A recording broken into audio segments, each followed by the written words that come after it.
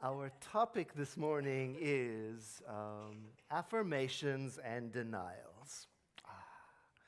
Now, right off, let me talk about that word, denial.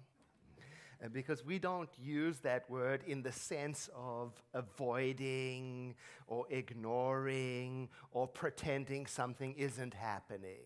That's not how we use the word in this context. When we use the word deny, we mean reject, rebuff, decline, refute. But let me build up to that. Because last week, if you were here, you might remember we ended with a cliffhanger.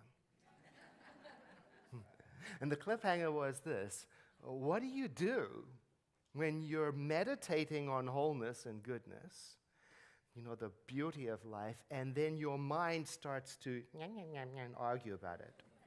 Yeah. Slips into negativity, old patterns of negativity. What do you do? And I had to end with the cliffhanger because it's impossible to cover these complicated topics in 20 minutes once a week. Imagine, if you will, you've been given the task to build a magnificent castle, and you get to do it once a week in 20 minutes. And so you begin by laying the foundation. The problem is that when the crew the next week show up, not all of them were present. And so you have to go back to the foundation and explain everything to make sure that the building goes in the right direction. Look, if you've got to build a house or a castle and you only get to do it once a week for 20 minutes, and you've got to start from the beginning every single time, it's just that the progress is going to be slow, really slow. And the thing is that last week's message was jam-packed with foundational information. We put scaffolding up. We talked about what spiritual mind treatment is and what spiritual mind treatment is not. And so if you weren't here, good news is you can catch up.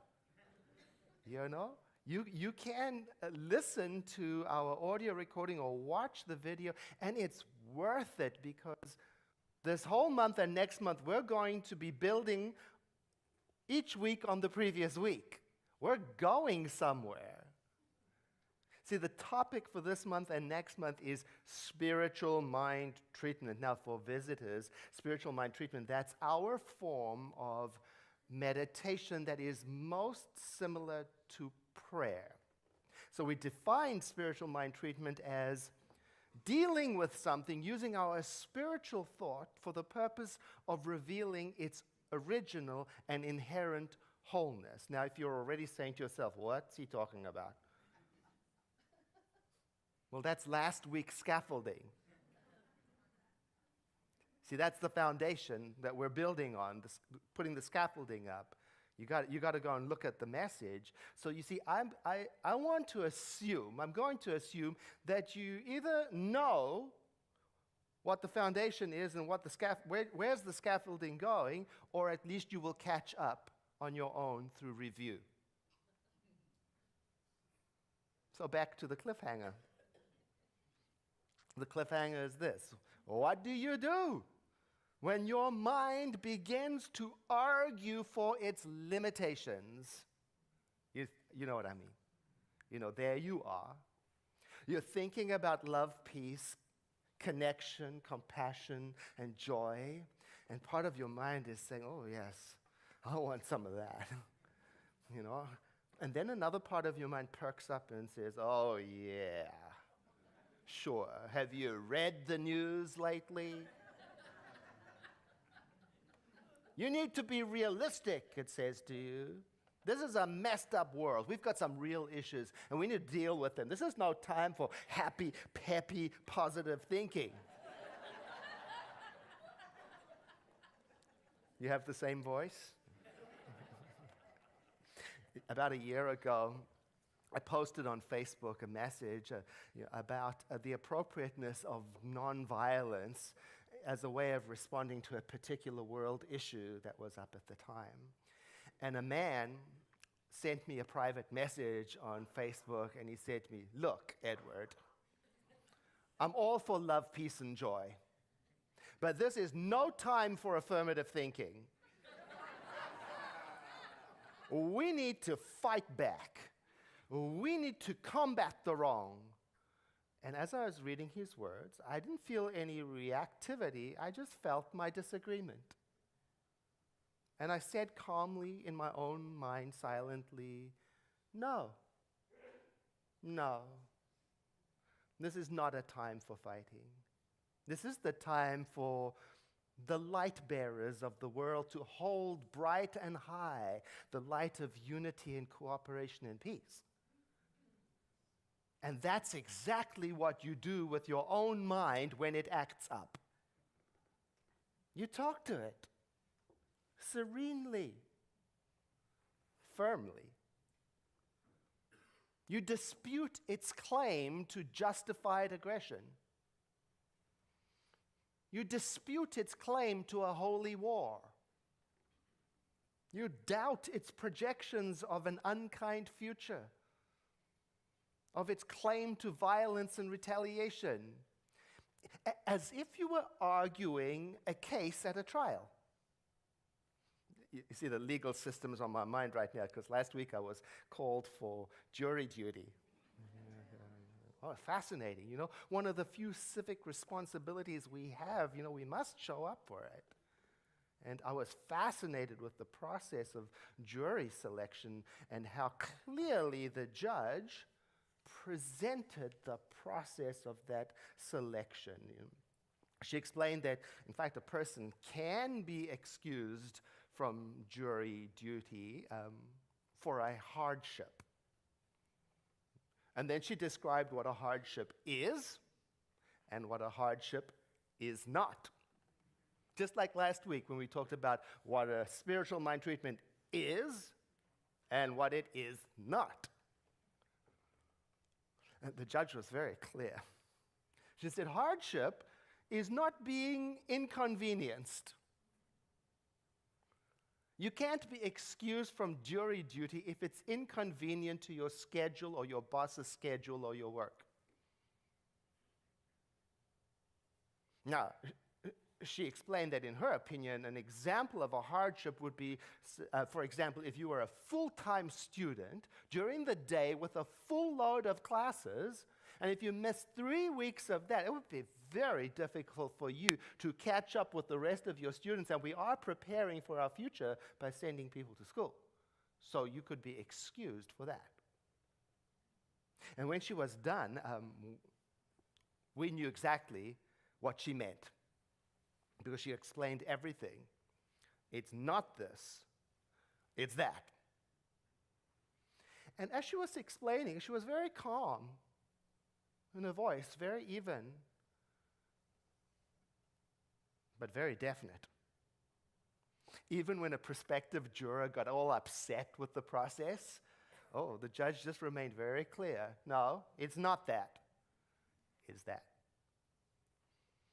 That's exactly how you get to talk to yourself, to your own mind, when you're addressing a disruptive thought. You got to be calm. You got to be clear. You got to be direct. You got to be firm. You got to deny the error and affirm the correct information. No, 2 plus 2 does not equal 72. 2 plus 2 equals 4. I deny that 2 plus 2 can ever equal 72. I affirm that 2 plus 2 always equals 4.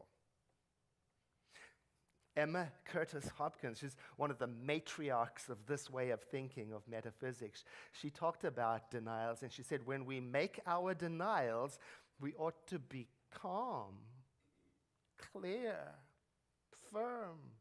Don't make a fuss. Don't get all excited about it. Just be clear. Don't get worked up. I mean, that would tell you something about yourself if you did. No, you're just being very clear. I reject the idea that my life can be meaningless or futile. I affirm that I live and breathe and have my being in God. I deny that fearful thinking has the power to hypnotize me into behaving a certain way. No. I affirm that I'm guided and inspired by spiritual truth. No, success is not about having more money. It's about having more love and freedom. No, opportunity does not only knock once. I live in a universe of endless new possibilities. That's what affirmations and denials are. They're statements that clarify spiritual truth. They don't create the truth, they clarify it. And mostly what you need to practice this sort of thing is practice daily, like when you're learning a new language. I recently found an app for my smartphone to teach yourself a new language. It's rather wonderful because it reminds me every day, beep, it's time for your 10-minute lesson, you know. And so, I look at the reminder, then my mind starts, I'm busy, I'm too busy for this. Besides, my mind is distracted. All the excuses, I should be using my time for something else. Oh, wow. No, I have to talk to my mind. No. Your schedule may be full, and your mind is perfectly calm. No. Your thinking may be distracted, and your vision to learn a new language is sound and good and strong and true and worthy. It's like you're arguing, like an attorney arguing a case. No, Your Honor. 2 plus 2 does not equal 27. It's 4, plain and simple. Because the argument that resonates most with the truth is going to convince the jury and not the lie. So I do my little lesson on my phone 10 minutes a day. And it's really great, this app, because if you make a mistake, it's a bit harsh. It goes, bzzzt, no, wrong, in big red letters. But after a while, you realize, gosh, I guess I do know the correct way to say the boy, the girl, the man, the woman in this new language. I really do. Then 10 minutes a day for a whole week, and you suddenly realize, I've got some real skills developing here. It's progressing. And then when the little screen says to you, in the new language, how do you say the girl? And then it gives you words to choose from, and some of them are wrong. And you're about to choose the wrong word, and your mind says calmly, no, it's not El Niña, it's La Niña. And you deny the error, and you affirm the truth. And don't you know that this little app, it will not let you go on. It will not let you progress until the foundation is correct. You cannot go on to more complex expressions until the foundation is correct. Spiritual mind treatment will not be successful until the foundation is correct. Here's how Dr. Holmes, our founder, writes about it. Imagine, he says, looking at a picture of a beautiful landscape. In this picture, there are trees, a house, a stream, beautiful meadow, and in the background, mountains and a blue sky, dotted with clouds. You look at it long, contemplating its beauty. Now suppose that a colored glass is placed between you and the picture so that now the picture becomes all blurred. Everything seems distorted, and yet nothing has happened to the picture. Your business then is to remove the colored glass because the picture is still there on the wall unchanged. Spiritual mind treatment is a method you use for clearing up the mental images, and affirmations and denials don't create the perfection, and they can't change it. They rearrange your thinking to perceive it. Oh, I like that. I love that image. I get that I'm trying to clear the way for my mind to see the picture as it truly is. And also, it reminds me that I am not the one who creates original perfection and wholeness. It pre-exists me.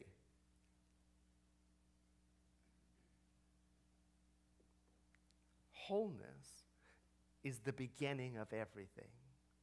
Wholeness is the foundation upon which the castle must be built.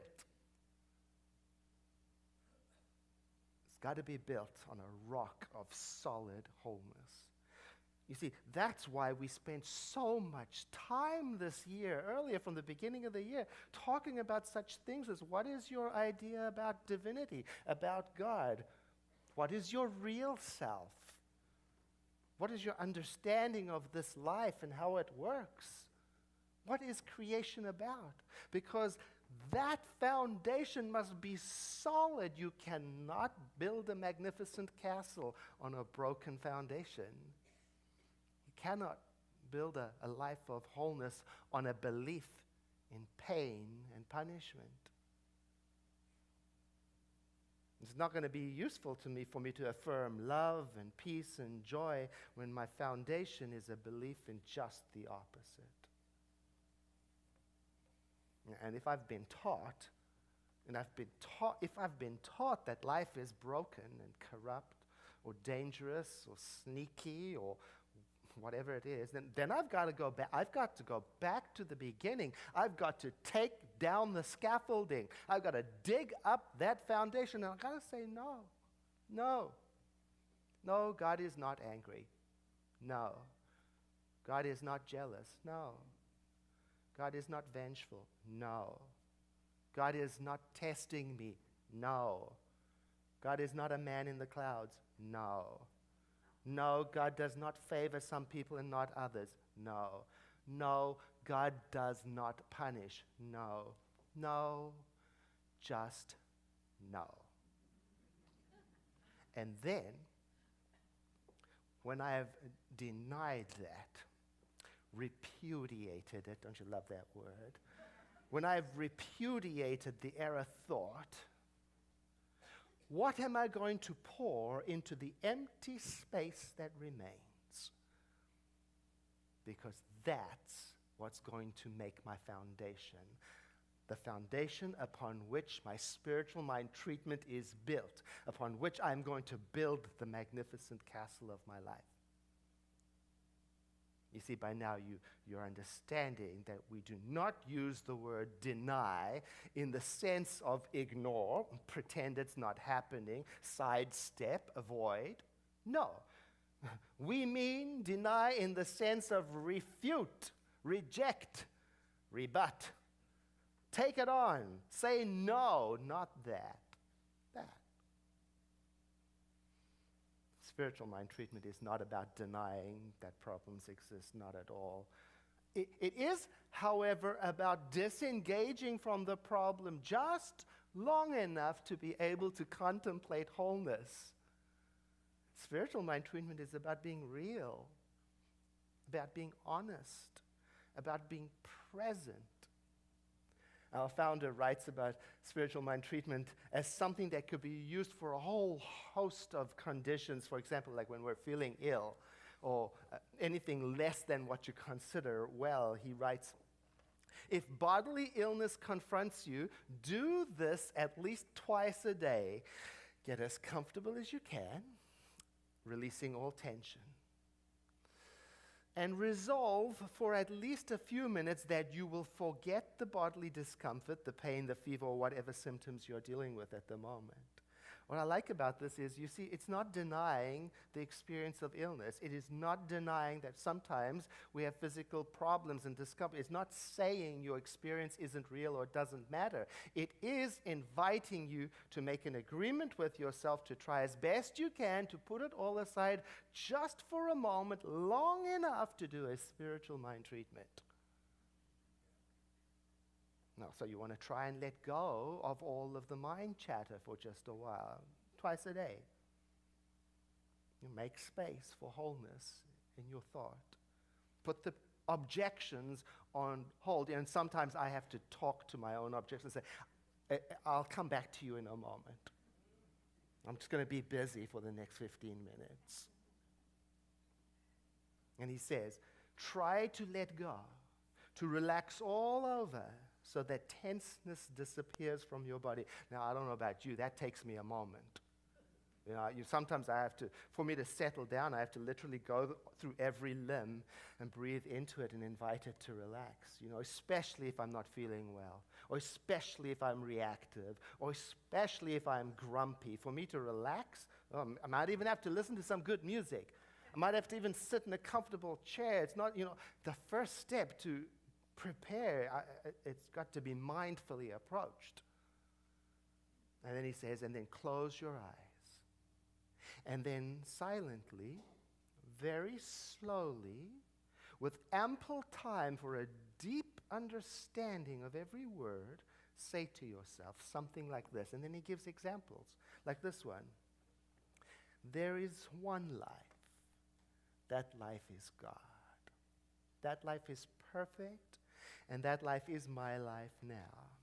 My body is a manifestation of this life. It is created by and sustained by the one power.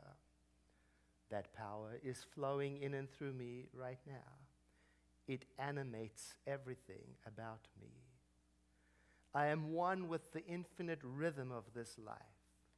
I'm in the flow of its love. I am harmonized to its peace. And so I say to myself, there is no fear, there is no doubt, and there is no uncertainty in my mind, because my mind is a center of divine activity within the mind of God. There is one mind. That mind is God. That mind is perfect. That mind is my mind now. See, it's an example. And you see that you're not asking for anything. You're just trying to realize something about yourself, about who you are, about who you really are. In other words, you're trying to get a clear image of your spiritual nature. You're trying to remember the highest truth of your being. And then, when you've done that, you've got to be very careful that you don't sabotage your own work. And that's what we're talking about next week.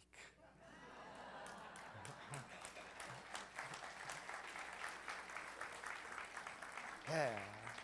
Next week we'll talk about how not to overthink it, how not to, what's that called, paralysis through analysis, how not to second guess. Oh, that's going to be good. You don't want to miss that. So will you breathe in with me now? And exhale, let your eyes close if you want. And we'll use the words of the example to guide us in our prayer practice today. There is only one life, and that life is God. That life is perfect, and that life is my life right now. My body is a manifestation of this life. My body, my affairs, my relationships are a manifestation of this life. I am sustained by its power. I'm infused with its presence. It flows through me right now and animates everything about me. And so I say to myself, there can be no congestion in my life, no confusion in my life, no inaction in my life. No. The eternal flow of the living Spirit circulates endlessly in and through and around, above and below me. I am attuned to it. I am harmonized to its peace. And so I say, there is only one life. That life is God. That life is perfect. That life is my life now. I invite you to breathe in And exhale. And then we say at the end of a spiritual mind treatment, and so it is, which literally is the same as saying Amen. It means the same thing. It means let it be so. It means and so it shall be. It means finished, blessed, over. It means I agree. Okay?